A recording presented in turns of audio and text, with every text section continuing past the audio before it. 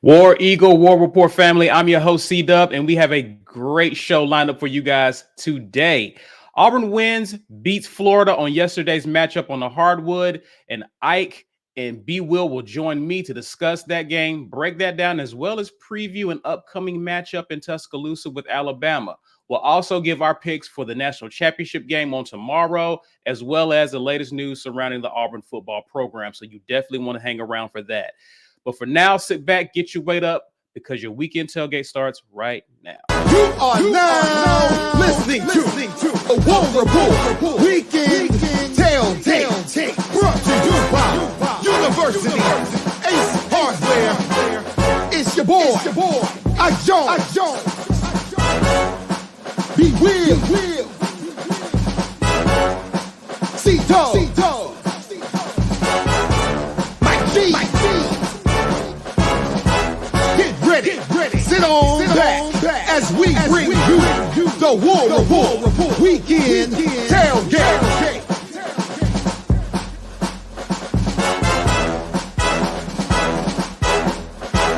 War Eagle, everyone. War Eagle, happy Sunday. Welcome to the latest and greatest weekend tailgate brought to you by our good friends at University Ace Hardware. For your hardware needs, Ace is the place for you. And guys, listen, for those of you who love the War Report, support the War Report, here's how you can help us. You can help us by supporting those who support us. So if you happen to be in the Auburn area, please be sure to stop by 2101 East University Drive. Drop in and let them know that the good folks at the War Report sent you. Now, we want to also shout out those of you in the War Report community. Those of you who are watching live or on replay, do us a favor. During or after you're done watching, please be sure to share this video on social media. Those of you who are on social media, be it Facebook or Twitter, use hashtag #GetYourWeightUp. Share this video, help others to find our content, and let's begin to continue to grow our community. Ike, tell people what they are missing if they are not a patron.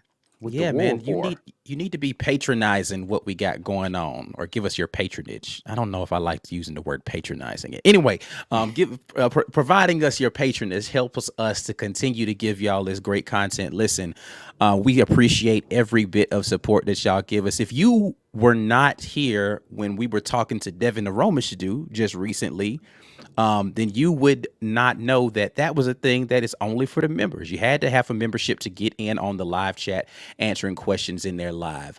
Outside of that, man, we've got a lot more content coming for you during the off season. We are going to be having interviews. We are going to be doing film breakdowns from the previous year. We're going to be looking at some of these prospects that we got coming in that are transferring, all of that stuff. That's going to be member-only content for the most part, right? So you need to be a member to be a part of what we got going on. Plus, listen, it just helps us a little bit.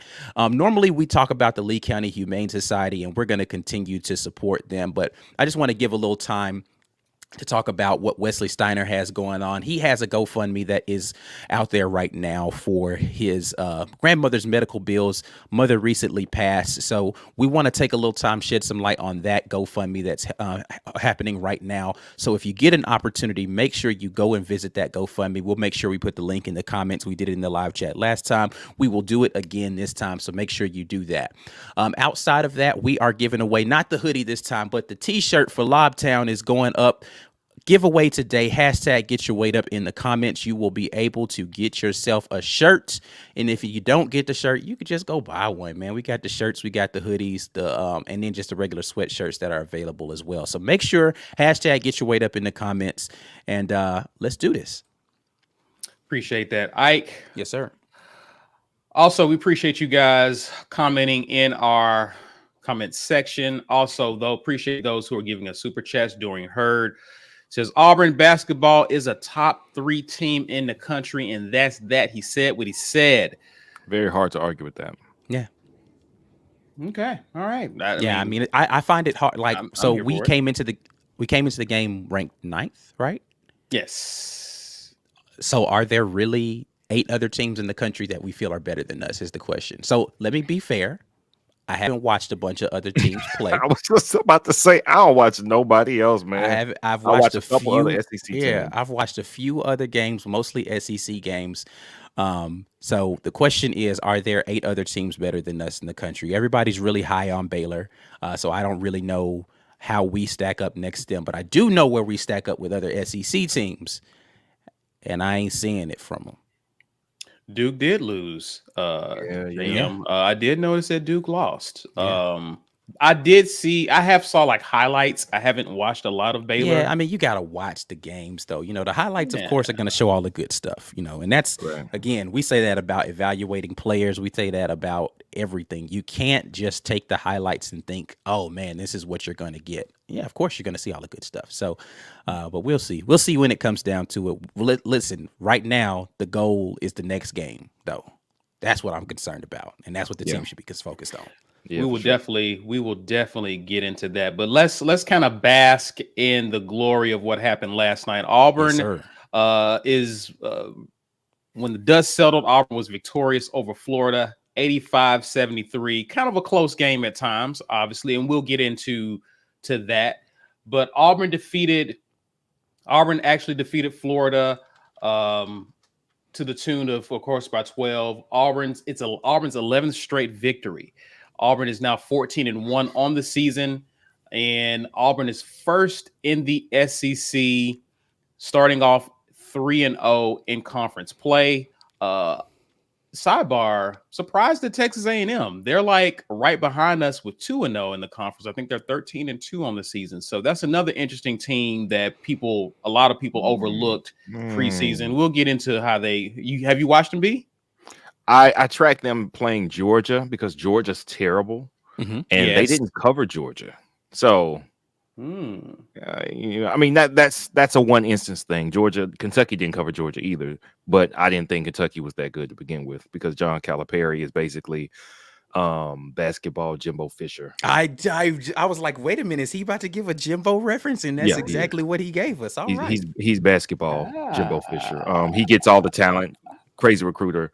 Well, no, that's different. If you give Jimbo the talent, he will actually win, but he needs a lot. He needs to have a huge advantage. Calipari just isn't a good coach. He's not a used car salesman. He's just a car salesman that's going to talk you into a car that you don't need. But I don't think he has any basketball skills. Like I think he could coach maybe some elementary school kids, but not college. Like he's not good at anything. Man. There's no way you pull in the talent he's pulled in and go, oh, we didn't do it, maybe next year. Man, he's not good, man. Strong words from B. Will about John Calipari. I mean, he stopped short of calling him a used car salesman. So he took it a level up and said regular car salesman, right? Right, because little bit of sleaze. He's won a game. He's won a championship, but he recruited all the players he won with.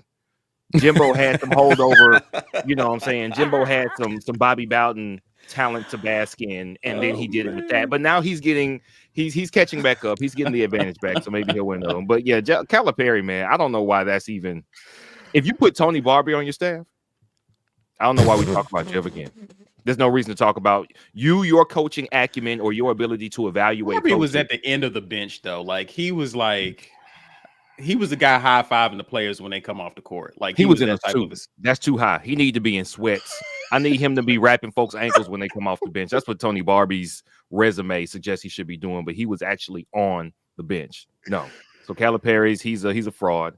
So UK is not that good. We got way off topic, but anyway, we are the best team in the conference. It was good stuff, though. I like hearing the slander for other coaches that people highly tout. Yeah, or coaches people don't like Barbie. I don't even think he should be anywhere close. He should be equipment manager. Like that's how bad he is. He should be equipment manager. I'm with that. Okay, all right. Back to Auburn basketball. That was a nice little commercial. Aside from Auburn basketball, let's talk about player of the game. The fans voted. You have decided, and it's settled. KD Johnson is the player of the game. 23 points, went 7 of 13, 1 rebound, 1 assist, 3 steals. Played 28 minutes. Had an amazing game, man. And I think what's important about this is over the last 3 games, KD Johnson scored a total of 18 points in the past 3 games. So talk about showing up at the right moment, because Auburn needed his production for sure. How important, and he talked about in his post game. He talked about in his post game about how his confidence began to soar after he hit that first bucket early in the first half. And Bruce Pearl started trusting him to make some plays, drew up some plays for him, and it allowed his confidence to soar even more. Now, we know KD is a high energy guy. Mm-hmm. How important, I'll start with you, B, how important is it for guys like KD to start the game hot? It's monumental. Now, I don't think it affects his confidence later in the game. That's the good thing about him. I think he is a high enough energy guy where he knows that his energy is infectious. He knows it's necessary. He's going to come with the same energy, whether it's early, middle of the game, or later. It doesn't affect his willingness to take a shot late, because we saw him, I think it was St. Louis. He took a big shot late, and he had mostly a terrible game. So that's what's good.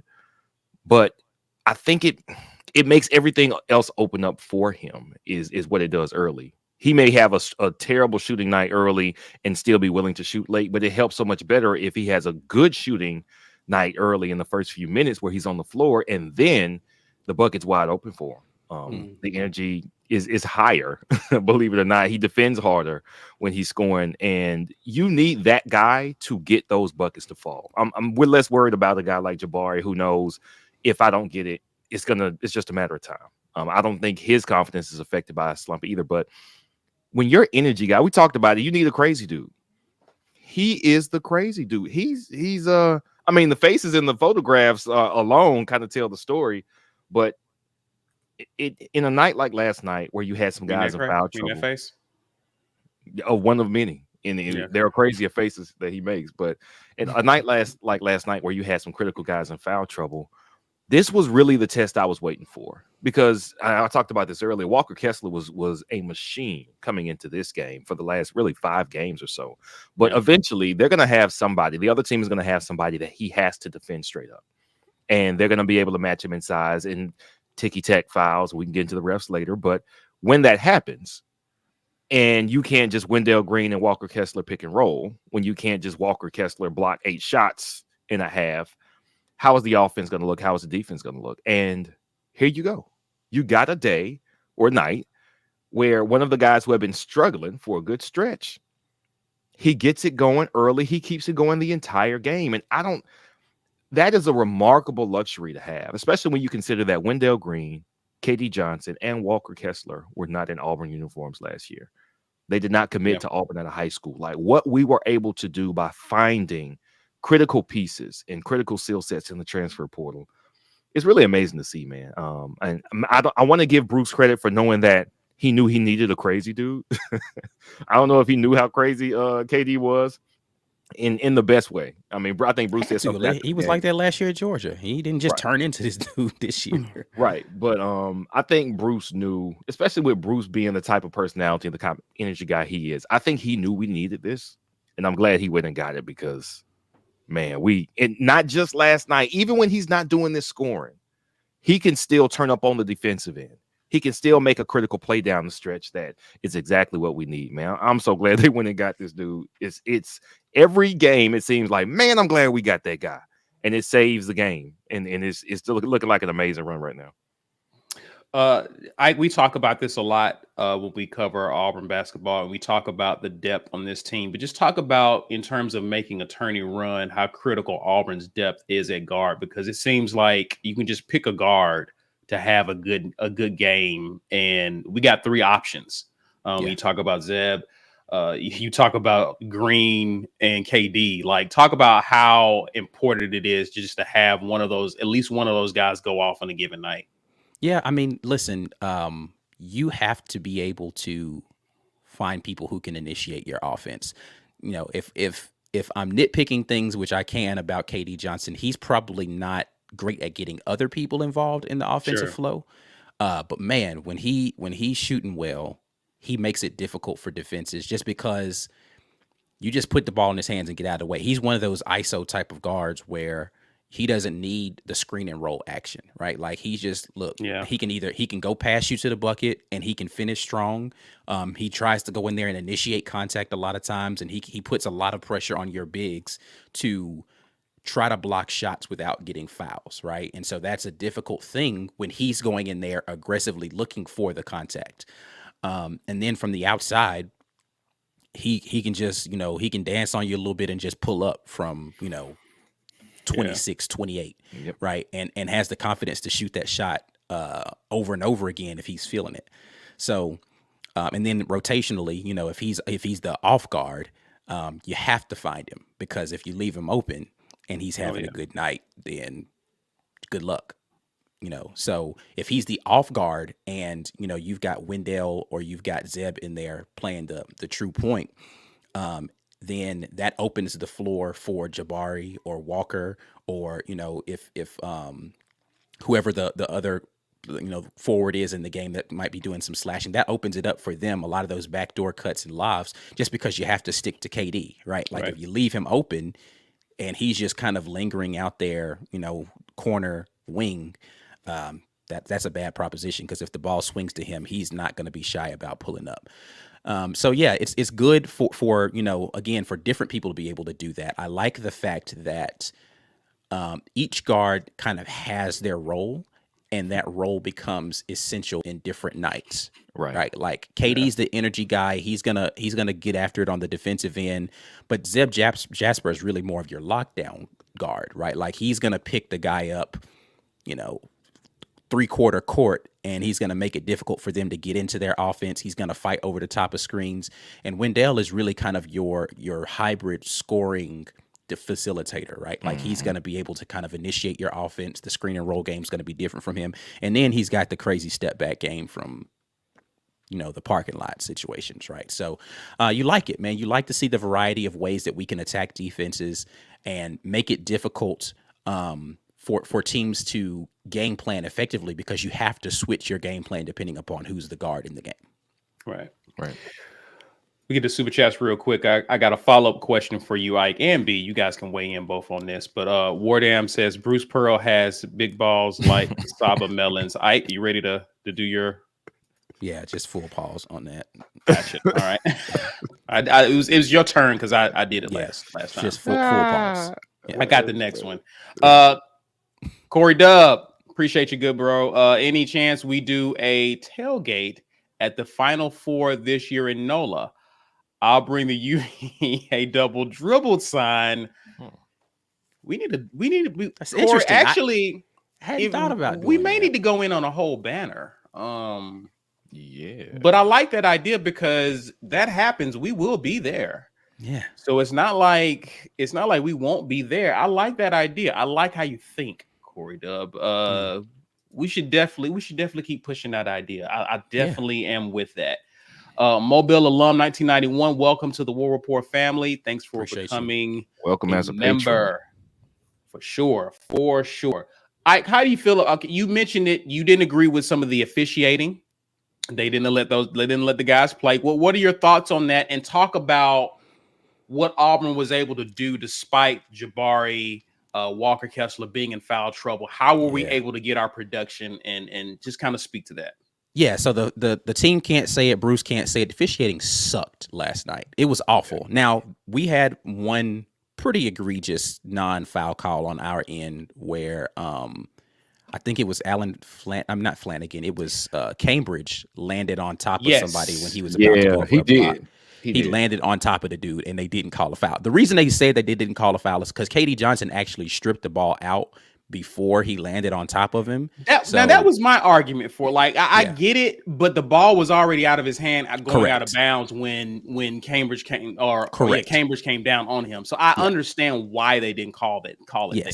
Yes, and so I understand people being upset about that non-call. If you think for a second, and yes, I'm looking at you. What's the Florida coach name so I can call him by name when I'm looking in the camera? Mike White.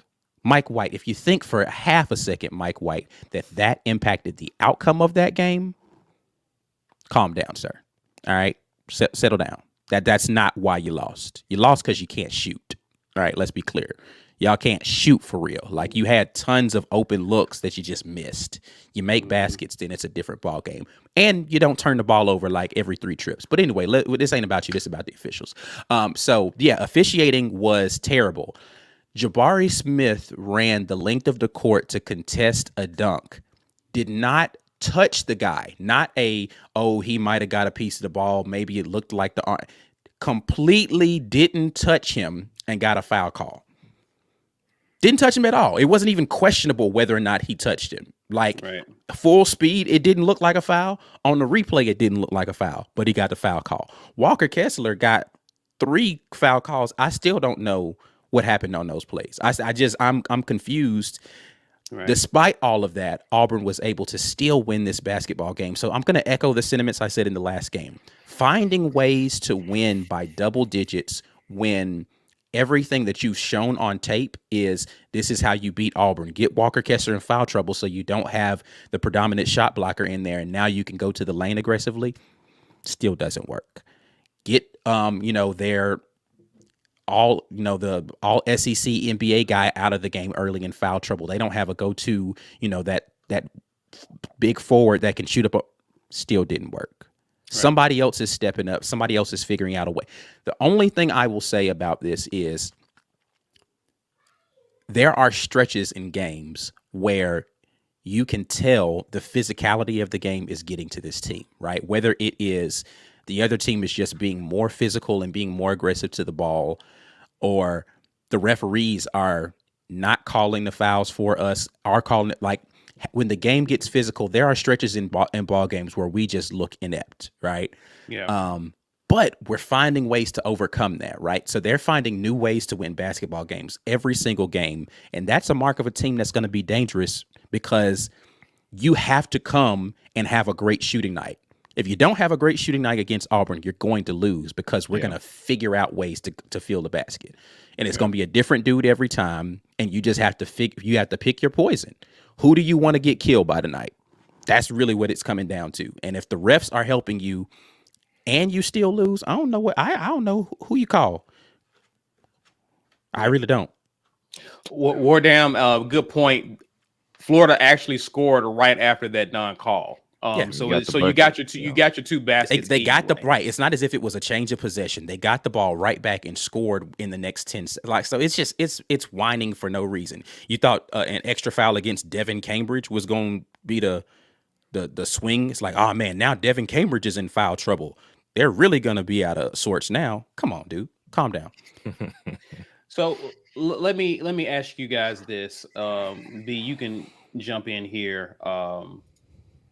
Are you concerned about, and I kind of alluded to it, kind of how when teams get physical, are you concerned with how we've been handling the defensive pressure when teams go full court press? Has that become concerning? It's not concerning because we're so early in the SEC play. And that's really the good thing is this is the time to see that pressure, to learn how to deal with it. We got to get Zeppin. It was a couple of possessions. He barely got it across half court from the pressure. And this is the time to see that, though. This is the time. It's different when you're coming from other conferences. It's not that small conferences don't have guys that can play. They do. But the difference is you got guys that are longer and faster applying the same type of pressure. And that is a much different proposition when you see a dude 6'6" sprinting towards you and another dude 6'4", and their arms are all around you. And you can't, your visibility is affected because before in your small conference, that was two guards that were like 6'2" and 6 feet. And now, especially for Wendell, sometimes he's a better ball handler than Zepp, but it's different. You're playing with smaller guards. That's really the difference between big conferences and smaller conferences is height.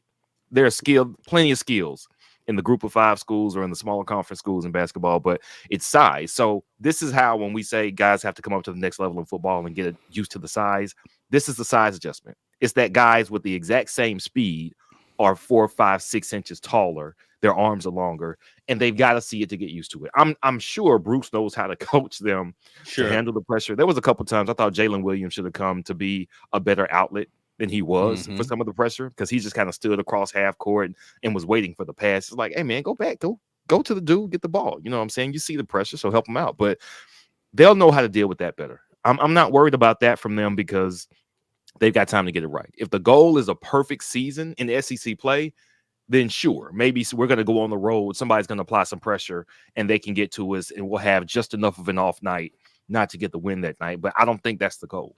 I think the goal is to be playing your best and to be tempered come SEC tournament time so you can go into the NCAA tourney with all the holes in the ship repaired and ready to make that run. So it doesn't bother me too much. Yeah, so I'll say this. It bothers me a little when Zeb is in the game because I feel like he gets flustered a little bit too much when people are pressing him, especially if it like he routinely throws that off arm out there and can he got called for it this game. He didn't get called for it in the last game. He throws the off arm as a guard when he's trying to protect his dribble. And he can get called for a lot of offensive fouls with that. And then he just seems a little more tentative and a little less like urgent to get into the offense. Like he's waiting way too late, I think, in the shot clock sometimes when we're being pressed. So number one, you're being pressed. So you're starting your offense late, right? Like you're starting it a few seconds into the shot clock to begin with. And then getting into the action because he's not a really like aggressive scoring threat as a guard. He's more of an he plays better off the ball. Getting into the offense is a little slower when you're pressing him. So he needs to work on that.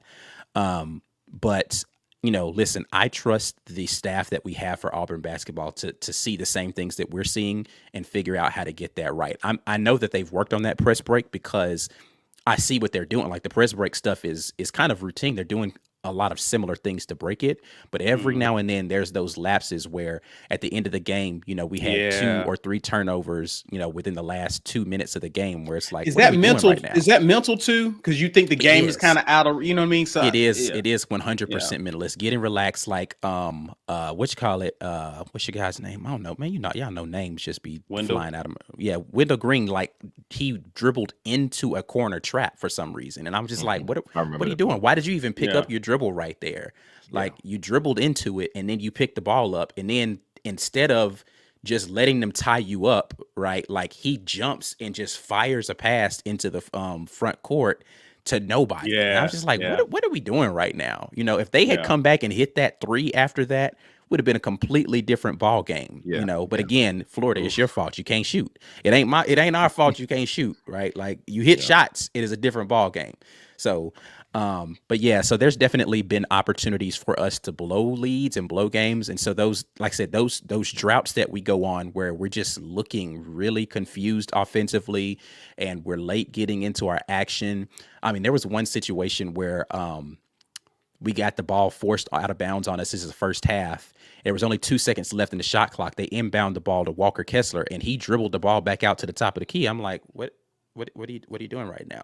Like the awareness in certain situations concerns me. And better teams will figure out how to take advantage of that.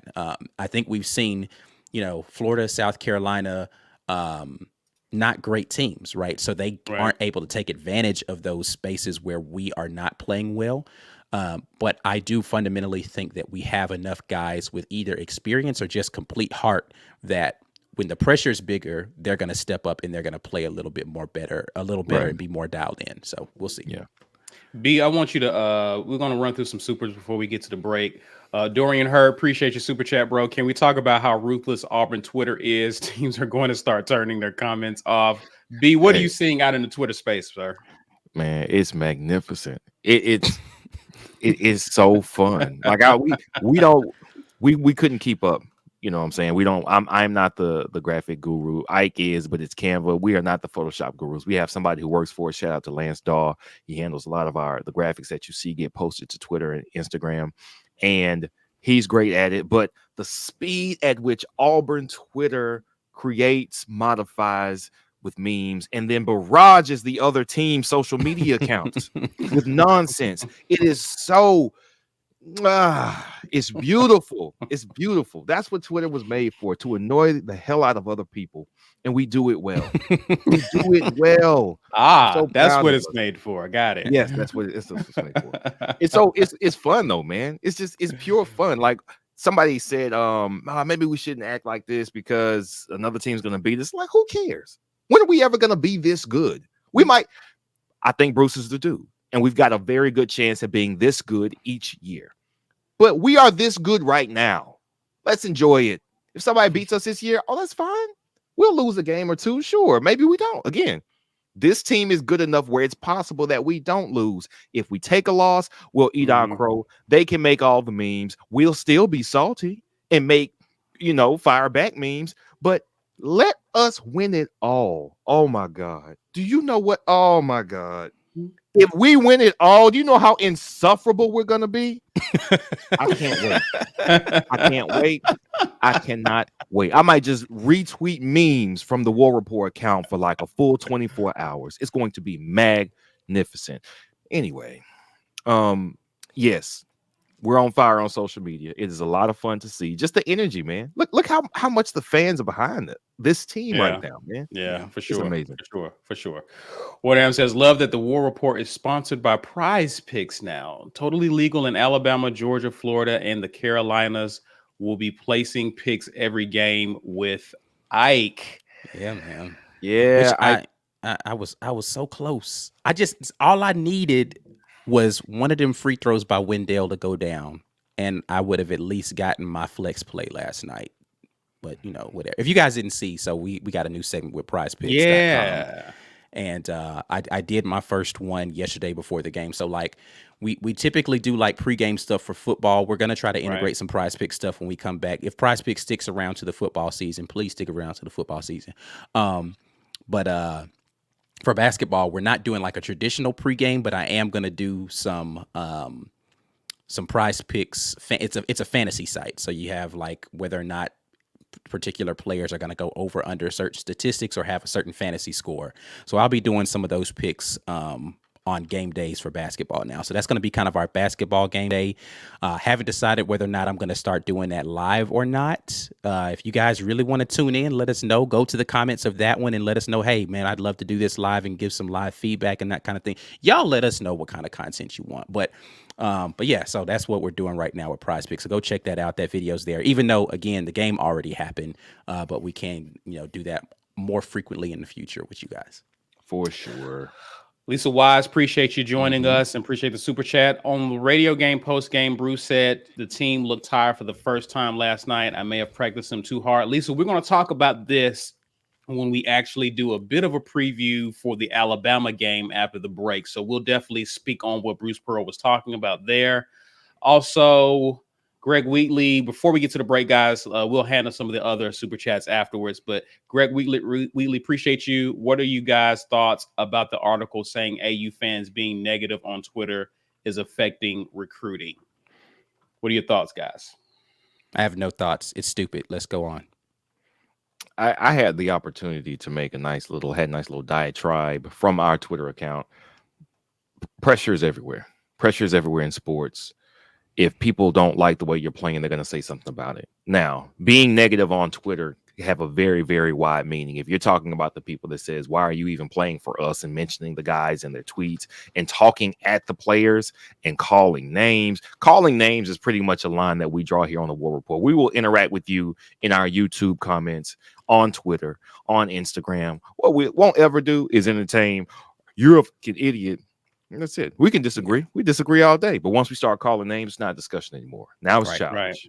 And now there's no purpose for it. So if anybody is doing that on Twitter, they shouldn't be in the fan base. We should. I wish there was a way to go. Nah, you're not Auburn Twitter. You don't represent us and what we feel about our athletes and about our sports teams.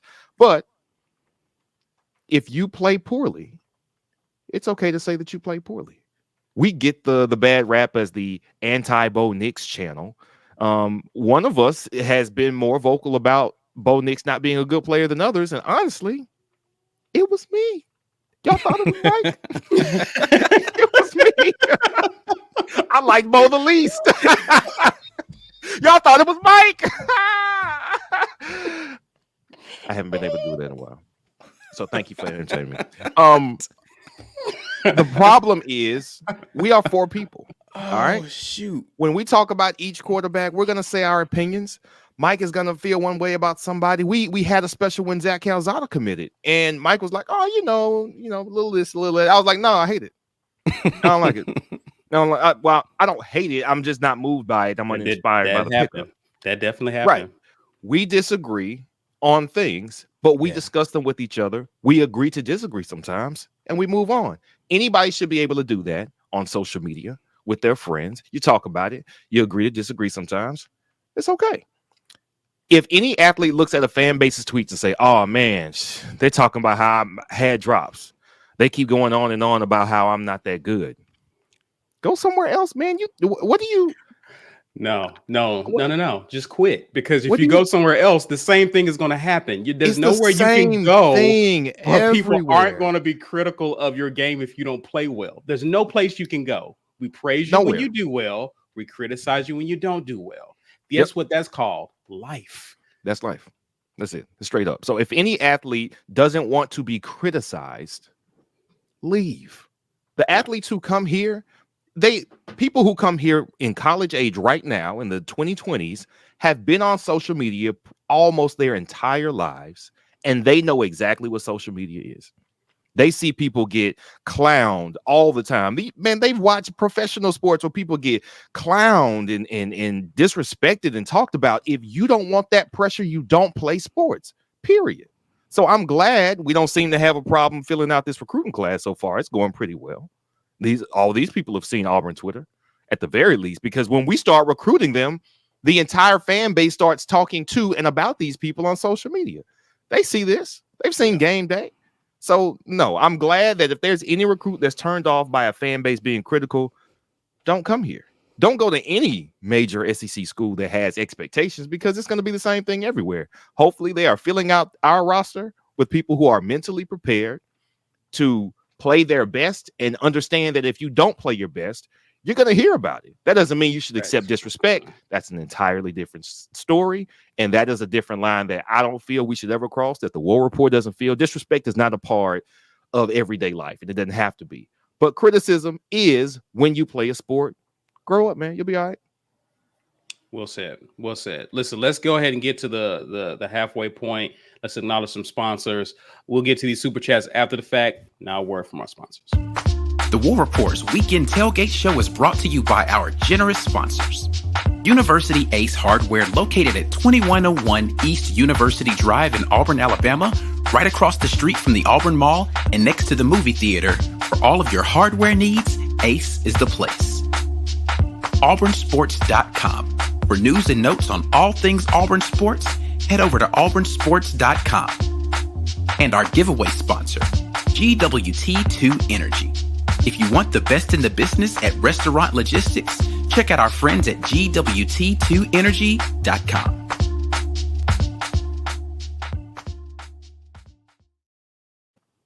Yo, patronage is appreciated. If you want to help continue to grow the War Report, we haven't said it in a while, man, but we are doing this part-time.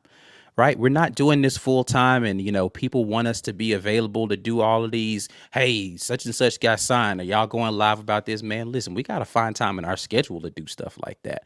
In order for us to continue to grow and do those sorts of things and get more insight for you all and do more content, we need more time. And to do that, we got to come off these jobs. This is one way you can help support us in that effort, is to patronize the channel, man, whether it's supporter or patron level. We appreciate it. Listen, I know we harp on this membership thing, and there are some people who love the show who will never become members. We appreciate all of the support that we get, but we need to be able to do something a little extra for those that are paying us some money. So we have special content just for y'all, and we're going to continue to do those sorts of things. All right. So look, $5.99 is what's going to take to get you to the patron level. We will have special stuff just for you all during the off season. As I said before, we normally talk about the Lee County Humane Society. Today, we're devoting that time to Wesley Steiner's GoFundMe. I am actually pasting the link for that in the chat right now, as I promised I would earlier today. I just wanted to kind of get us into a place where we had more critical mass here. But that GoFundMe is in the link in the chat right now. So if you want to be able to help out with the medical needs for that family, make sure that you go to that GoFundMe, toss some money on there. I'm sure that they will appreciate that. We are, of course, giving away stuff. We give away stuff every show. Our guy G2 DWT2energy.com, Walt Taylor in the comments, has been so gracious for us from the beginning to be able to continue to do this sort of thing. Sponsor giveaway. We are giving away the Lobtown t-shirt this time, not the hoodie. I know it's getting cooler outside, but just layer up. You got your t-shirts, you can do that. So make sure that you are doing that. And we didn't talk about this earlier, but we definitely have that podcast popping. If you missed the War Report Live, or you want to be able to do this in a space where you don't have to have YouTube going in the background, you can check us out on podcasts. Our guy B Will is making sure that we get those things up and going for you guys on a consistent basis, and we appreciate all of that. Thank you, sir. Thank you, sir. Appreciate this from SS Austin. Imagine Auburn Twitter on Tuesday after that dub. What dub you're talking about? That brings us to, before we get off the talk of hardwood, pause. Let's talk about the Auburn basketball and Alabama preview. So by the time this game will play, we won't have another live. So we just want to talk about it here. Lisa actually mentioned something that Bruce talked about. And of course, for those of you who don't know, Auburn will be playing Alabama on the road Tuesday, January the 11th at 8 p.m. Central Time. I believe that's an ESPN game. Now, I haven't seen any lines yet for that game released. I think they're starting to release some lines for Tuesday games. Yeah. But the ESPN Basketball Power Index actually gives Alabama a 54% chance of winning that game. It hasn't been updated despite Alabama losing just yesterday on the road to Missouri. So just want to give you guys initial thoughts about what Bruce Pearl said. He alluded to the fact that he thinks that the grind of the regular season is starting to take its toll, and being very cautious in terms of how he's preparing the guys for certain teams, especially teams that's going to be physical with them. Auburn played a late game last night, and so coming right back and playing on a Tuesday night, you have to be very intentional in terms of your preparation. He says they're probably not doing anything today. They'll probably do some practice before they hit the bus heading to Tuscaloosa. What are you guys' thoughts about the fatigue factor? Because we have done a facts or nah where we have talked about this team potentially running the table in the month of January, but fatigue does kick in. Some teams do get up for certain games. I'm pretty sure Alabama will be more up for this game than they were last game against Missouri. So that's not going to be the same Alabama team that played on Saturday. So your thoughts, Ike, on this in terms of this team being physically, mentally prepared for this game against Bama? Yeah, I mean, the mental part I don't think is going to be an issue. If you are a student athlete for Auburn University, then you know how much it means to the students to win games against the rival. The physical part, not sure. That's one of the other benefits of having a team that has depth, though, right? So if somebody is dogging it a little bit more, as long as you aren't, having refs call phantom fouls on you, you can get your rotation going and you can make sure that people are continuing to stay fresh in those ball games. So it's important to have depth for that reason specifically. When you get into these games where you're going to need all hands on deck and it's not going to be a blowout win, and you get to go and give, Berman 20 minutes in a game, or, Stretch comes in and plays, 10 to 15 minutes or something like that. Like, you're going to need your top rotation to play heavy minutes. This is where it's going to matter, right? This is going to feel more like tournament time. And when we get into the tournament, it's going to be, games where you're going to be playing back to back sometimes, or you're only going to have one night off. So you have to kind of figure out how to win games in that manner. When the physical fatigue sets in, can you stay mentally sharp enough? And listen, the Bama played a game yesterday as well. It was earlier in the day, so they have a few more hours, but same number of days rest, right? Enough. So, you've got to figure out how to make it happen. And Bruce is Coach Pearl seems like he is staying on top of the space where he feels like his guys are in, both physically and mentally. And, he's just going to have to be able to manage that well enough to make sure that they understand what they need to do, but not drive them so hard in practice where they're not able to perform in the game. So hopefully he's going to be able to do that.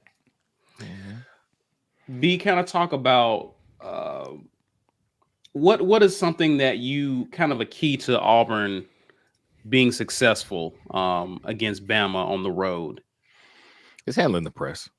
Handling the press is defending the three and handling the press. That's the game. Now, defending the three because Bama shoots the three fairly well, but shooting isn't very dependable. It's not as dependable night in, night out as something like team defense. So if your team defense is good, you can count on that a lot more than you can count on the three ball dropping anywhere, which is why I like us pretty much anywhere, because we can defend really well. But something happens with rivalries, with basketball specifically. I can tell you, man, as somebody who has been a sports bettor for almost 10 years now, college basketball has many more aberrations than college football does, because it just takes one or two guys being unusually hot or unusually cold to completely swing a game.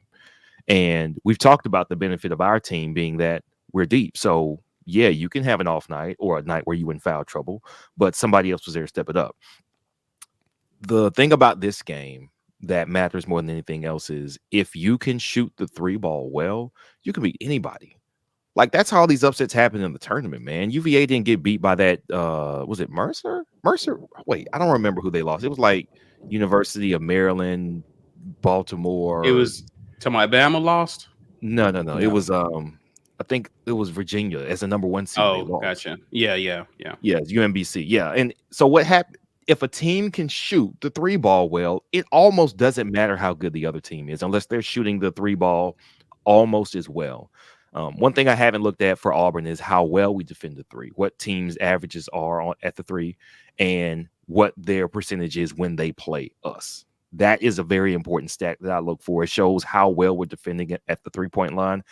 I haven't looked at it yet. I don't know what it is for Bama. I see Bama losing to unranked teams, and I don't watch Bama basketball at all. I don't watch Bama football that much, to tell you the truth. I watch a couple games if it's the primetime game, but I see enough of them and I hear enough about them to kind of see what they're doing out my periphery. And I am willing to bet you that they are not shooting well at the games that they lose. I am almost completely willing to bet you that is the reason they are losing. I think they were 9 of 24 against Missouri. Okay, so just under okay. I mean, it's okay for threes. It's not bad, but it's not what you need to win to guarantee a win against anybody. You need to be shooting hot night 40-45%. Like, that's the irregular, then you can beat anybody. And I think that win against Gonzaga really had their expectations too high and the country's expectations too high for what they could do. So the problem when you're playing a team who is underperforming, though, is this will become their Super Bowl. Right. Yeah. That's really the problem. Basketball can be more emotional than football that way, because in football, you can have a tough loss and you have a hard week of practice, and that can almost take something out of you, because there's a full week before you can get out there and rectify the situation. What if your role isn't as big in this game plan for football, because you play a position where you can't do much more than block the guy in front of you? But in basketball, you can be all over the place, man. Your energy's up, your intensity's up. You can jump a little higher, rebound a little bit better. You can, get on the ball for that loose ball, get on the floor for that loose ball. You can shoot out of your mind for one game, because it happens.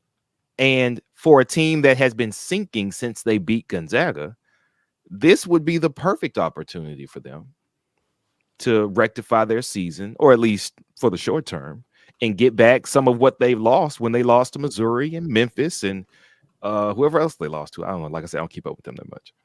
So that is what more than anything worries me about this game. It's not them winning this game doesn't mean that they're the better team.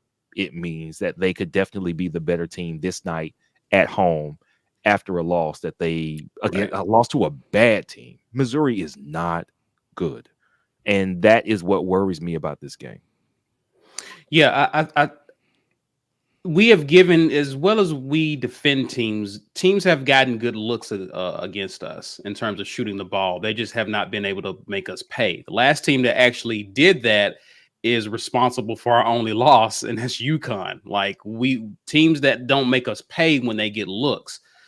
Bama is a team that's capable of doing that. But if they don't, for me, my key here is not giving them second chances. So rebounding is going to be very important in this game. And I'll pivot to you speak on that and give some of the things that you're looking to in this game against Bama. Yeah, I mean, what hurts Auburn is, again, I talked about the droughts where we just are inexplicably turning the ball over. Yeah. We are going through places where our shot selection just isn't good. We just have to, if we can avoid those things, we can win every game. Taking care of the basketball, because we're going to turn them over, right? We're going to block shots. We're going to get out in passing lanes. We're going to do that. That's not an aberration for Auburn basketball. Like, it happens every single game. So if Bama shooting the three is an every now and then occurrence. Like, they can get really hot and they can shoot three really well, but they can go games where they're not shooting the three ball very well. They'll go stretches within a game where they can't miss, and then they'll miss the next 10, right? Like, just as a team overall, they are they live and die by the three. But the other place where they live and die is, as you just said, is second chances, right? Like, they are very scrappy towards the boards. They tend to, when you do get the board, they'll try to sneak in and get a steal off of the rebounder. Like, that kind of stuff is where Bama has been able to get more opportunities at the basket. And so that allows them to stay in games that they probably shouldn't be in because their shooting wasn't particularly good. But that's where they're going to be able to hurt us, is if we don't take care of the basketball and we don't take care of our defensive glass, right? So if you are turning the ball over and you're giving them a bunch of second chances, they're eventually going to make you pay for that, because that's usually, you're going to see a lot of made 3-point baskets come out of a mad scramble after an offensive rebound, right? Like, it's just going to be a offensive rebound. Everybody's trying to find where they're at, and they're kicking the ball to some person who is floating around in a corner, somewhere undefended. And then you're going to get a second chance three out of that sort of thing, or some sort of rotational thing. So that's the biggest thing for me, is just, turn the ball over is a part of the game. It's the unforced and silly turnovers that I hate that we have, where it's just like, what were you actually seeing there on that pass? Like, I don't even understand what the thought process was that went into how you delivered that, or why you delivered that, who you were delivering it to. There was one situation, I want to say it was Wendell, but it might have been Jalen, actually, in the short corner, fired a pass up to the top that, if it wasn't for the fact that Walker Kessler was 7'1", that ball would have been sailing into the front row of the arena, right? Like, it was just like, I just don't even know why that happened in that moment, right? Like, there's just certain instances where passes are happening and you're just confused because this team plays so crisp and so sharp for long stretches in the game. And then there's just like 2 to 3 minutes in a row where it's just like, what is happening right now? Like, what are y'all doing? Right. What was that shot? What was that pass? So they just have to avoid that. And especially in games where, as B. Will said, when it's a rivalry game specifically, emotion is going to be a big thing. And if they start to see it look like, oh man, they're faltering right now, their emotional levels get more ramped up, and it's a road game, so that crowd is going to start to get revved up, and you just have to have composure. The one thing, again, that I will say about this team is we seem to be able to regain our composure well. Yes. We'll go through the stretches, it'll be bad, but they find some sort of way to censor it. It'll be 1 or 2 baskets, and then everybody be like, okay, yeah, we're a top 10 team. I forgot. My bad. You're right. Yeah. I was tripping just a minute ago. We are a top 10 team. Let's go play like it. So I love that fact about the team. But yeah, to me, it's the unforced stuff and the defensive glass. Predictions. Who we got? I don't think that Bama can beat us if we're playing even at 60% of our best. So they're going to have to play out of their minds, and we're going to have to play a terrible game. So I'm going to pick us. It being on the road is the only thing that's scary about that. That's it. On the road, and they just lost, and their season is kind of spiraling. That's it. So this could be their hero. You would think that wouldn't matter, but that can matter in these types of games. Basketball, man, it matters so much. I've seen it time and time again. Teams who have no business playing in the gym, but if it's their rival and they're like 5 games down in the standings, but that's their rival and they're at home and it's the last game of the season, and they just play out of their minds to get it all back in one game. So, I mean, this doesn't change how I feel about our team for the season or for the year and what we can accomplish. But yeah, I think Bama wins this one. This will be their one, and we get it back on the other end when they come here. Okay. I'm gonna be consistent with my Homer Sunshine Pump fashion and facts or nah. I'm gonna go Auburn here. But I am concerned about this game just based on Auburn's legs, Alabama's desperation, and just the environment. It is a perfect setup for Auburn to lose. But I think if Auburn does the things that we know they're capable of doing, they don't have to even play a perfect game. But if they can take care of the rebounds, if they can, those take care of the ball, I think they will be fine. But what about to say? Now, I was going to say that this Florida game had all the makings of a trap game, where you're at home and you're relaxed. You have your big rival on the road, and still a double-digit win, man. The UConn game, they needed multiple overtimes to win that game. And we didn't play particularly well. Like, it's just one of those things where it's like, I just don't see, like, if Auburn plays well, Auburn wins.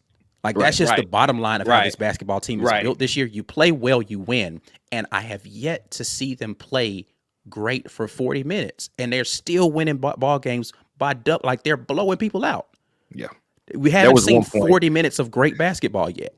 I remember I was watching the game, watched the whole first half, and then I had to go upstairs and put my son down. And when I went upstairs, it was we had like a 2-point lead. It was like 60-58 or something like that. And I was like, oh, this is tight. And I thought I was going to be looking the first half. It got down to 1. Yeah, I think it was 60-59, and then Jabari hit a 3 when he came off the bench and then stretched it back out. Yeah. But I came back downstairs, and we were up by 10. I said, what the hell? What happened? I had to rewatch this. So isn't that amazing to know that we can do that? That's what's wild. We appear to have that switch, like, oh no, we can't lose. No, we're not gonna lose. And then we turn it on. So it's good to know we have that. But we do have significant flaws that we need to get short of by turning time, and that is how we handle the press. Half court, we look a little. We have a couple people who, like Cambridge, he got his lobs last night, right? He needs those. He's got to have those. Yeah. Jalen comes off the bench with energy, and he was effective. But there are also some times when guys get the ball in their hands, and their I gotta go creates a bad shot. Like, it was one time Jalen got a rebound, and he just kind of muscled his way to the basket, and it was a terrible shot. But he didn't even look around to see if he should give it back out. But because he needs to go. He's in the game, coming off the bench, provide that energy, go get the rebounds, go get the loose balls, and be effective. But we need to be able to think through those moments instead of just energy, go. And some of that is going to be, we can see it at home, but on the road, that's going to be the biggest test. Not when we're just on the road playing, when we are down big. And it's not just against a team like St. Louis, where we still have a sizable advantage inside. Walker Kessler can be our trump card for that night. No, a team who can body us. Like, you saw what happened when, what's the guy's name, Florida, their center, tall guy. Yeah, Castleton. Yeah. He was getting buckets, man. He was getting buckets. So he's good. Listen, he's good. He has a very good post game. That everything within 10 feet, that dude's a problem. Yeah. He's actually out there shooting hook shots. I was like, what in the white Kareem is this? No, he had an amazing game. He had an amazing game. He had an amazing game. For sure. Yeah, I'm looking for us to. Good thing about basketball is you can take some L's, you can learn those lessons, and still be in prime position to control how far you go towards the end of the season in postseason play. So, I'm not worried about a long-term trajectory, but this game, it does give me a little pause. Yeah. Well, guys, listen, we'll definitely cover this game, or we'll give our review of this game on our Wednesday night show. So you definitely want to tune in to give our thoughts on that and how the game fared. Hopefully we'll be in good spirits because of the outcome. So you definitely want to hang with us there. Before we get to the giveaway, let's run through a few of the super chats that we saw. Wardam again says, word on the street is Caleb Williams wanted a $6 million NIL deal to come to Auburn. No thanks. Also, he does duck lips in his Instagram pictures. That's that light skin stuff, man. Is that what it is? How many 5-star offensive linemen can we buy for $6 million? That's my question. I don't know. I don't know what the going market is for offensive linemen. I haven't gone shopping for an offensive lineman in a while. So yeah, I don't know. Who knows? Wardam comes back, says, listen, Alabama basketball was way overhyped. They're a regular team with regular results. Oates doesn't even return shopping carts. Hilarious. Well, listen, guys, we'll definitely be talking about that game further as it plays out. I hope that Auburn pulls out the win, because I definitely want to see Auburn Twitter in action on Tuesday night, activated and going live. So that's that. Before we get to the giveaway, let's pause for a word from our sponsor, Ethan Dawe. All right, business owners, high-income professionals, listen up.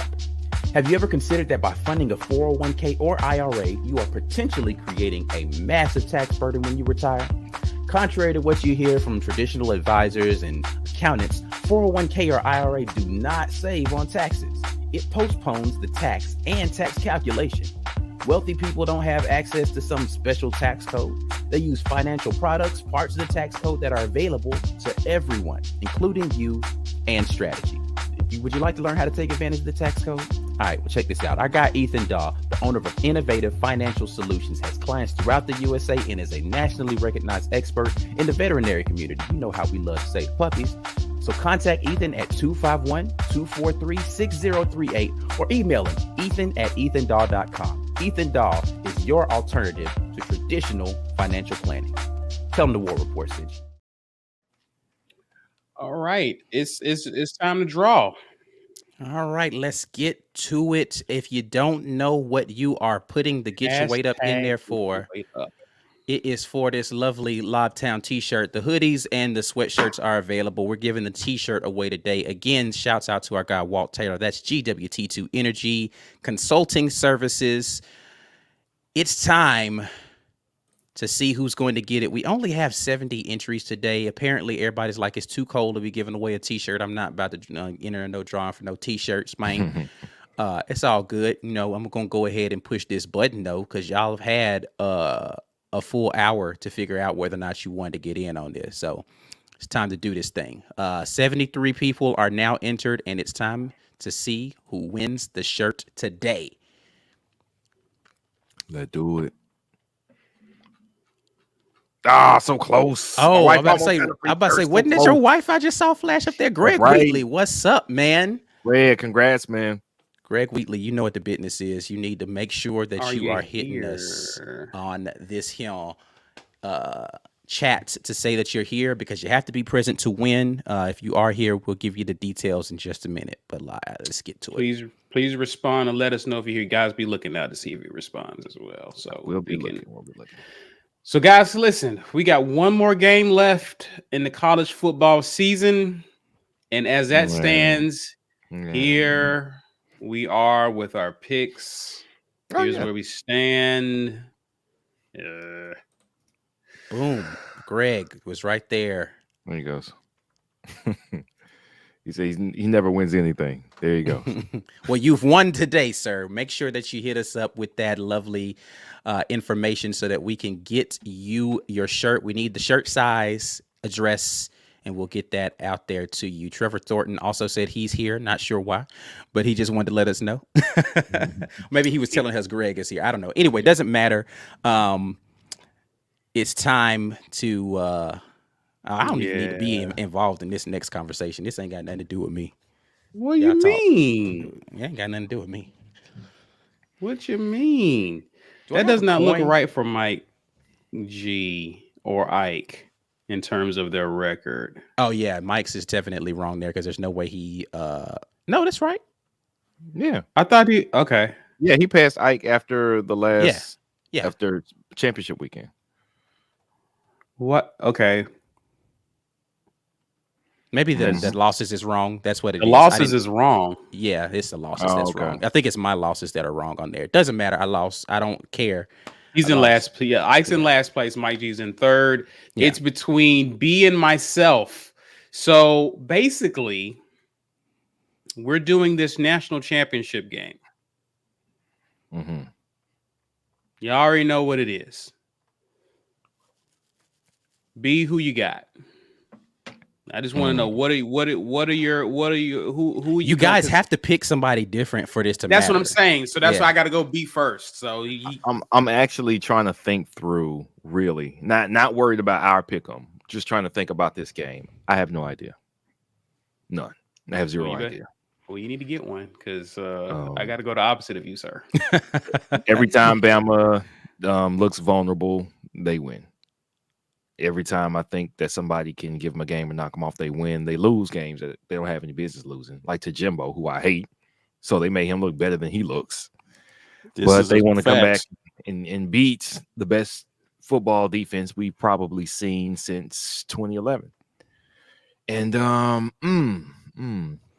it's rough, man. The only thing I would say here is, yes, both teams looked good in their semifinal games, but they didn't play anybody who I thought really had a chance to beat them. I picked Cincinnati out of almost pure pity. That is hilarious, Kyle. 2013. That would be fantastic. Although Meteor might kill more than just them, so I'm not I mean, I don't want nobody to die just so they don't win a football game, but they could. I'll get a mild case of COVID or something, not that where it wouldn't hurt nobody, but them. Yeah, just they had to do a tie. Yeah, forget that. Would be great. Yeah, that would be great. Again, I said mild case for those of you who think I'm wishing death on people. Calm down. It's a joke. And it's jokes. All these are jokes. The meteor is a joke. COVID's not a joke, but go ahead. So similar to other times where we were just talking about it with basketball, rivals, rematches, things like that, that can definitely play a factor here. I'm sure Kirby and every Georgia player has heard all of us talk about how they can't win it against Bama. They haven't won a championship since 1980. I know that they're tired of hearing it. And then they got embarrassed. They didn't just lose in the SEC championship game. They got embarrassed. Does that matter? That's really the question here. They have the athletes, which is the reason Kirby has been so disappointing as a head coach. It's not because they don't win double-digit games every year. Yeah, they do. Yeah, it's because of his hairstyle. That doesn't help. Yeah, it doesn't help. The issue is I don't care about this game, so I'm just going to continue to make jokes. Go for it. They're bringing in the same tier, the same quality of talent that Bama's bringing in. There's nobody that they want that they can't get. But the results are you're losing to these guys every time you get matched up against them. Or you're losing to Florida in the regular game, and it keeps you out of the SEC championship game.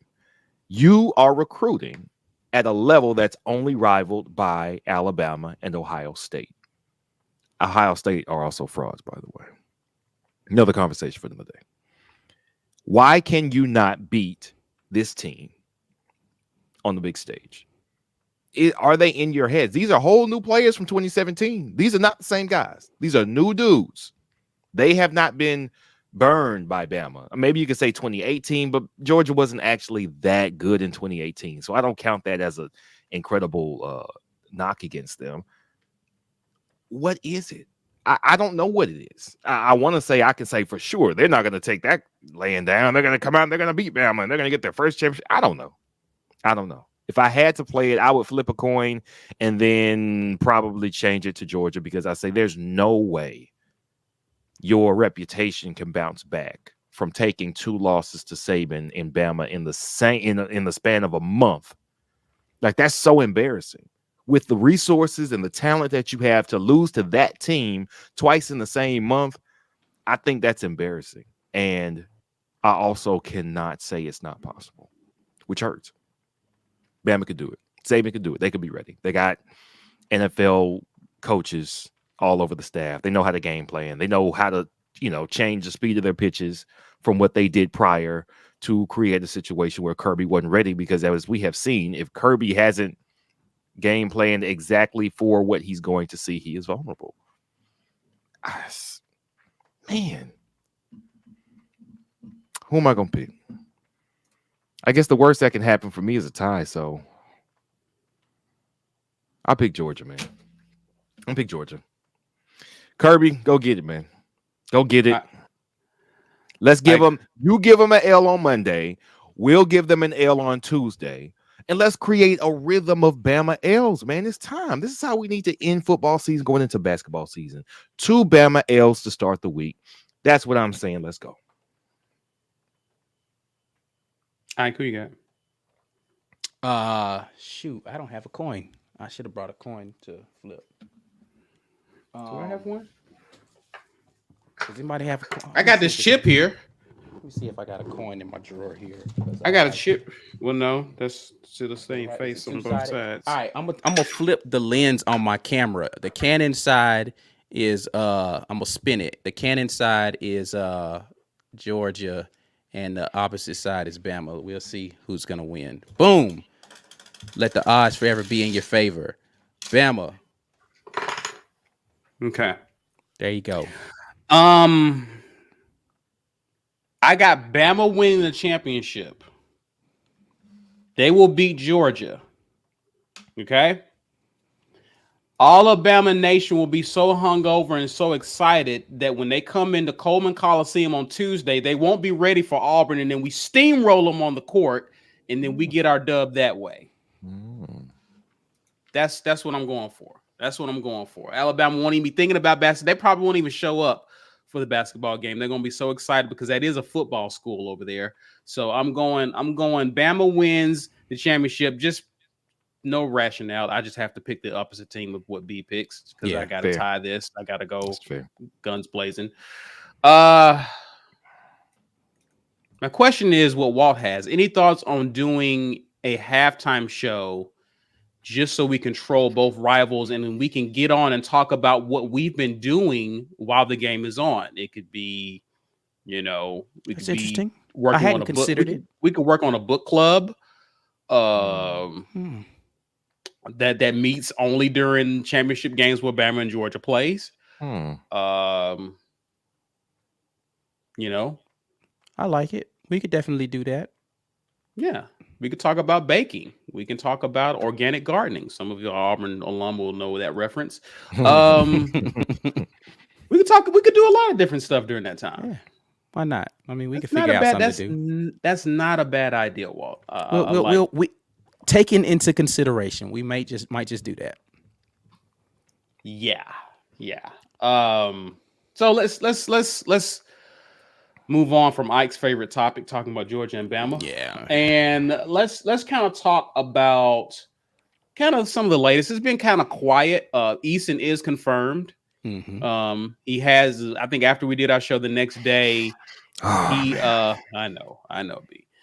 He is part of Clemson's staff, and he posted kind of like a heartfelt message thanking Harsin, just did it just a really classy way. And he kind of talked about the fact that his mother is his mother who passed, right? Mm-hmm. His mother always wanted him to coach at Clemson.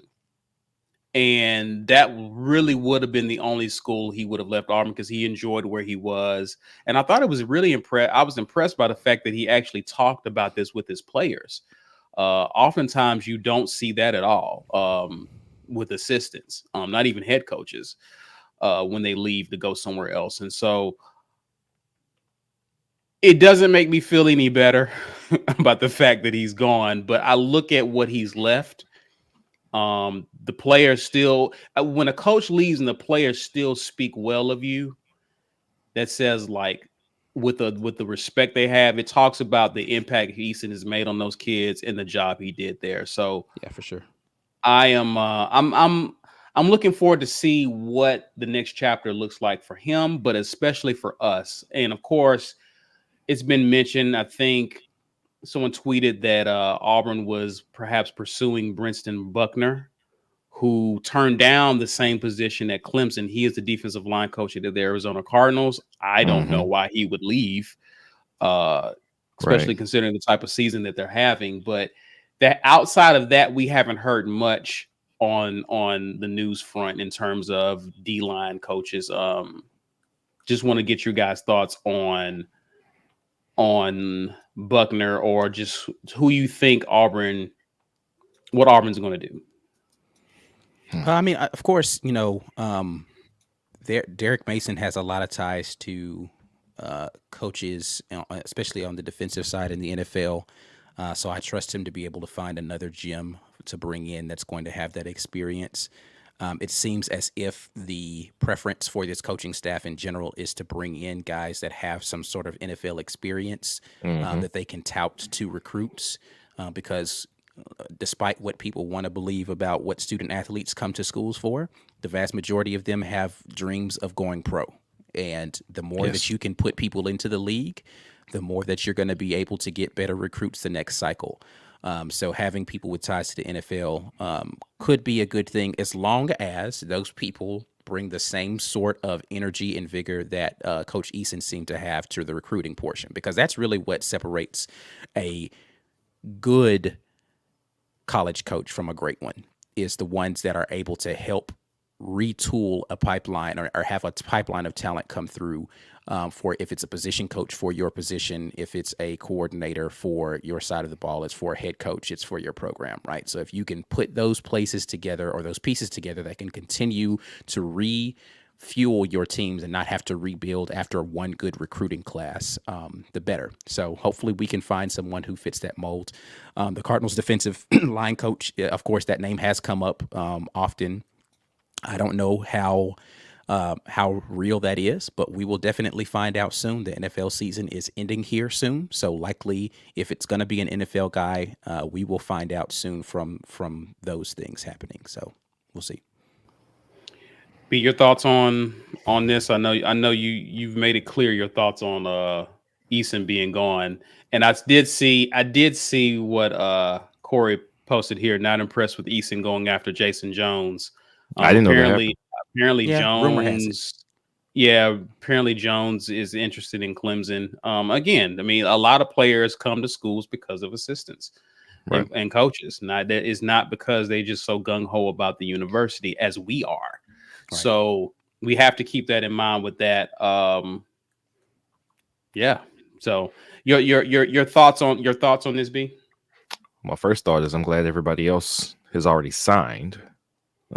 If Jason Jones hasn't, if he's able to. Story is still out there.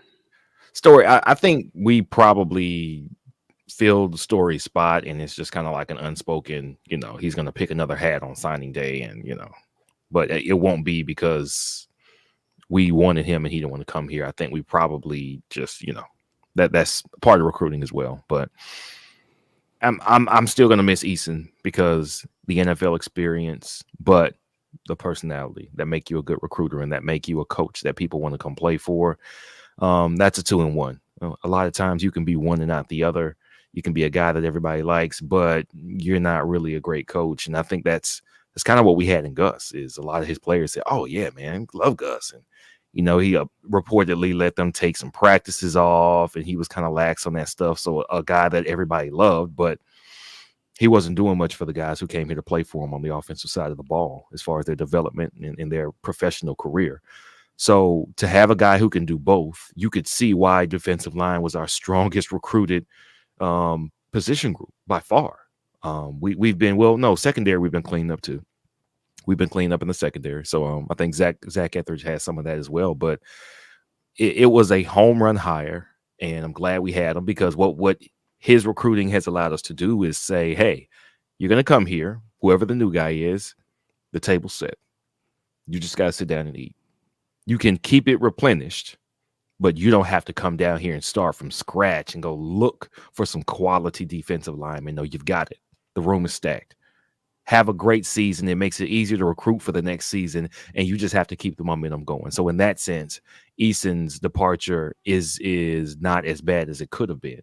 It was after signing day, which is a really big deal, because if he had left a month ago, we might be in trouble. But hopefully they find somebody who is comparable. I mean, you hope that there's a guy in the NFL who has the legs and the energy for recruiting is really the biggest question mark. Will the next person have the energy, the patience, and the really the go get it that Eason had on the recruiting trail? And we don't know. So let's see what the staff can do. Derek Mason has ties there, like you said. Let's see what they can do, man. I'm going to trust them. The season ends today. I saw somebody in the chat mention that NFL season ends today, so we'll probably hear some motion soon. Tomorrow or this week. But let's just hope that we have to trust the coaches. We don't really have a choice. Make that clear. But let's hope they get somebody. They know what we need. They know what worked with these, and so let's trust them. Hope they get a good guy.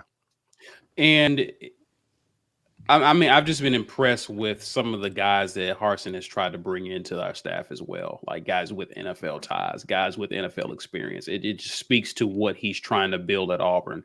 If Auburn was to land Buckner, I did some read up on him. I would be impressed with that hire, to pull a guy out of the league. Your only question then, and if Auburn, I think the reason why I'm not panicking as much with Eason is that we have so much talent on defense.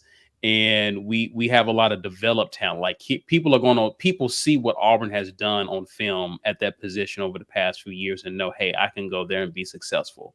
And when you have that, you're going to have a carousel of coaches on that side of the ball, because as players are developing and growing, so are the coaches, so are the opportunities. So yeah, I'll be curious to see what happens on that side. SS Austin says, does Will Friend recruit?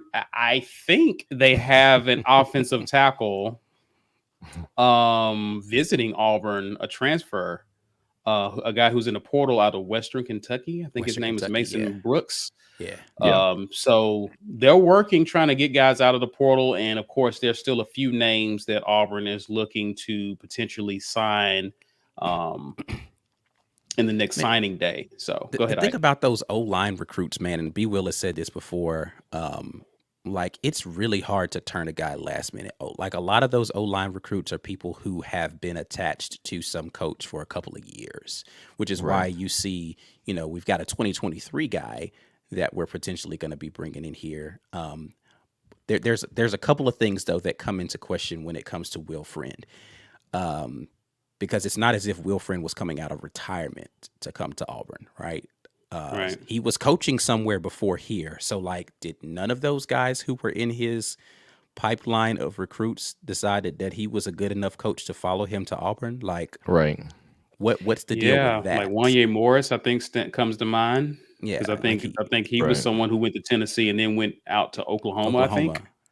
Right. I mean, he's by his Twitter activity, you would assume that he does now want to come to Auburn. But I just wonder, like, what happened to his pipeline of potential people when he left his Tennessee situation. He went up to, he was going to go to South Carolina, and he came here. Like, just what was the deal with that?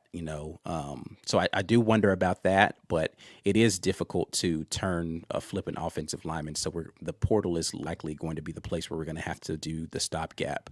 But yeah, I don't know. I don't know what the deal is with Will Friend in the recruiting situation. Apparently, he's a great X's and O's coach, but as B. Will just said, listen, some people are great at one thing and not great at the other.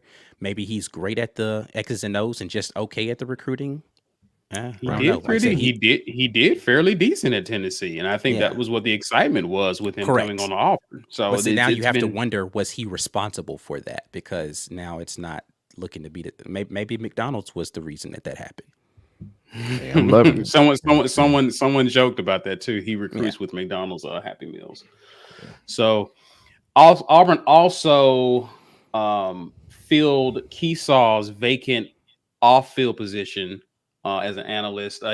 They filled it with Mike Hartline, who was a Kentucky QB, and he now comes in in an off-field position. I think he's a senior offensive analyst. His last position, he was an offensive coordinator at Ohio Dominican. I think that was the last place he was. And so he's coming onto our staff as an analyst. So we're getting a lot of offensive coordinators, QBs to come in and help with that position. So people are speaking very well of that off-field role. I think I like the fact that Harsin is getting guys like this to help with the QB position, and I'm curious to see what comes with the development on that side of the ball. I don't know if you guys had any thoughts about the offensive position. I know we talked about Caleb Williams earlier, him potentially being recruited. People still kind of want him there. You guys talked extensively about our last commitment in Calzada, but do you guys have any more thoughts about the offensive side? Will go for it. Having watched very little Oklahoma football this year, I am not sure exactly how good Caleb Williams is. I know he did seem to have. I think I tuned into that game where they played Kansas and they almost lost. And that was a game that he started, if I'm not mistaken. So, and that's not that has no bearing on whether or not he's a good quarterback or not. But he did seem to have something where the moment was good for him. Like there were some very key plays that he made. That game was more about Oklahoma's defense giving up whatever to Kansas, which was really wild to see. But Caleb Williams was really great in those type moments, and that's always something that I want to see a guy have. Bright lights, pressure. Are you going to choke or are you going to just step up? And he stepped up. So I have no idea how good of a passer he is. I have no idea if he reads and diagnoses well. I don't have any idea if Lincoln Riley's system actually trains QBs to read and diagnose well, or if it's just, hey, our wide receivers are all world and our protection is great with these offensive linemen. So you're going to have a great advantage. That's something that's a little bit of fool's gold when it comes to anybody who plays around outstanding talent, is you're going to look great because everybody around you is winning their matchups. And I don't know that we can say, hey, he was great there. Okay, but he doesn't have those linemen here. He doesn't have those wide receivers. Now, maybe one or two of them might come. And that's a possibility, which is why Caleb Williams, as an addition to the room, isn't just in addition to the QB room. It's potentially in addition to the offensive lineman room and to the wide receiver room. And that alone makes him a more important prospect than anybody else that we could get out of the transfer portal. That alone, him with any one of the guys that left there that want to play with him, hey, that's a win. But as far as what his ceiling is and what his floor is, I don't know, because I didn't watch enough of him. So I'm excited at the prospect that they are still going to get dudes. They are not like, all right, we got Calzada and Finley and Davis and Garner. Let's just see what we got. No, they're like, that's not enough. I want more. And y'all are just going to eat each other alive in this QB room, and we're going to get the best guy out. Whoever ate the most of the other dudes, y'all going to be the strongest. Let's go. And I think that's a really good thing for our program, for our coaching staff to be doing. They are not easing up, and I like to see that. Now, however, man, I just saw the somebody mentioned it, $6 million in NIL and whatever conversation. I don't know, man. How many 5-star offensive linemen can I get for that? Because that's a bit more important to the run game, and the run game being great does more for us than one QB. It helps everybody. So we'll see. A better question is, how many offensive linemen in the portal are worth a $6 million NIL deal? Oh, I mean, probably none of them, but yeah. I mean, I get what you're saying, but I 6 million, no. Get out of here with that. JT Martin says, didn't Friend bring Colby Smith when he came? And I think he was a 4-star. Colby Smith was a part of the recruiting class on that second signing day that they were able to bring in. So he has brought in some guys. I think a big part of it too is with linemen. A lot of these schools are in after a lot of these offensive linemen early, and for someone like Will Friend to come in and try to pick up the slack. Again, this is an example of what we mentioned when we said 2022, we were going to take our lumps. And I think we were ecstatic that we finished as high as we did recruiting wise. But in these positions where it's critical to get ahead of everyone early for these recruits, it's difficult to make up the slack there. And O-line is a prime example of that. And so, again, we got to make a lot of our living in the portal or find these diamonds in the roughs in terms of these kids. So I'm curious to see. I think what Friend does in 2023 is going to tell me a lot of his ability as a recruiter. I think that's when we can really give him a fair grade in terms of his ability to bring in kids. Spicy is saying that all of these analysts predicting Caleb Williams to AU is that what outlet is that? I'm curious. Spicy, talk to me if you're still around. There's quite a few that have been popping up on Twitter. Some of them have been reputable, others not so much. But yeah, there are some that say that he's leaning in our direction, but from everything that I've been seeing, USC is still firmly in the hunt as well. So I don't know. And as B Will said, so let me say this. I made a statement, I think when this first came up about Caleb Williams, I was like, oh, he's okay. You know what? I need to go watch more tape on him before I give any sort of assessment of how good he is. And a lot of people who have been sharing videos with me to try to prove that he's good have been sharing their highlights. I don't use highlight film to evaluate players. So I'm going to go watch him. I probably won't care to watch him until he commits. Then I can actually, it's not like I got just unlimited time to sit here and watch through full football games of some random person that might not even play for Auburn. But we'll see. If he comes here, then I welcome the competition to the QB room. NIL and how much money it costs to get a player in here, that doesn't come out of my paycheck. So that's above my pay grade. If that's what you guys feel like he's worth and he's going to be that kind of program changer, bring him in here, let him compete for the starting spot. If he doesn't end up here, then we'll evaluate the players that we do have here. My biggest concern is whoever the guy is that we bring in be the best guy that is going to compete in the system that Brian Harsin wants to execute. And whoever that guy is, then let's go out there and win football games next year, man. I'm not going to hang my hopes on one player being the turning point for Auburn's season.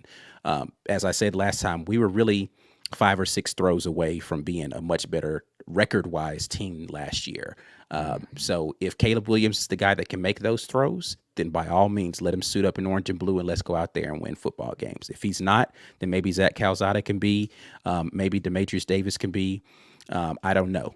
I don't know who it's going to be, but I do know that we've got to fix the run game.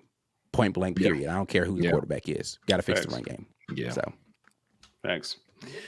Well, let's go ahead and close out with a few announcements, man. For sure. If you didn't know, now you know that membership to the War Report is a thing that you definitely want to be able to get. We will, I talk about these player evaluations. I am going to be doing more of that. I am going to be doing some basketball breakdowns coming up here soon. So you want to get on board with that to get that content. Again, we switched it to Patreon just so you guys wouldn't be confused that we are not the space where you come and get all of your, if you didn't know, we got the inside scoop. We don't do inside scoops. We just have people who want to support us, and we appreciate each of you, whether it's paid or not, but we prefer for you to do it paid so we can continue to bring you more stuff and make more content available for you.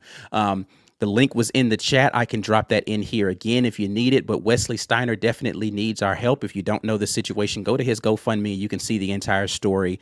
His mother passed away recently. Grandmother is needed some medical bills taken care of, and he's not getting a $6 million NIL deal, so he definitely needs some help. So if you can, go throw a couple of dollars his way. Maybe some of these people who want to fund Caleb Williams to come into Auburn can toss some money towards Wesley Steiner as well. If you didn't know, we are on podcast. Well, if you didn't win the merch today, make sure you hit our merch store. TheWarReport.com is where you can go. Just click on the catalog button. You can see all the stuff that's available there. You can support us in that way. Purchase some merch and go rock that around your favorite town, wherever that is. And you can help us in that way. But we are on podcast as well. All of your favorite places to catch podcasts, The War Report is there. So we're just working diligently to bring y'all as much content as we possibly can, and we will keep doing that even throughout the off season. Appreciate that. And also a special shout out to our people in the far right hand corner. As you can see, you don't see it, it's right there. It's University Ace Hardware, guys. And also, man, to continue to support us, please support those who sponsor our show. Please be sure, if you're in the Auburn area, to stop in at Ace Hardware. You know where to find those guys. And if you don't know where to find those guys, I tell you, it's at 2101 East University Drive in Auburn, Alabama. Please drop in and support them, guys, as they continue to support us. Also, another thing that you can do, guys, if you're not in the Auburn area and want to support and help us out, share this video. Share it on social media, Facebook, Twitter. Use hashtag Get Your Weight Up. A big way to support us is by pushing our content out there so that other people can see it, get access to it, and become a part of our community, hopefully, as we grow stronger. You can also like this video, subscribe to us on our YouTube channel if you haven't done so. We're growing out there on Twitter and Instagram. We're getting more follows, and you can help us by following us at The War Report on Twitter and Instagram. We're also TW Report on TikTok. That's it for now, guys. We will definitely catch up with you on our Wednesday live show. Have a great rest of your weekend. And as always, War Eagle. War Eagle. War Eagle.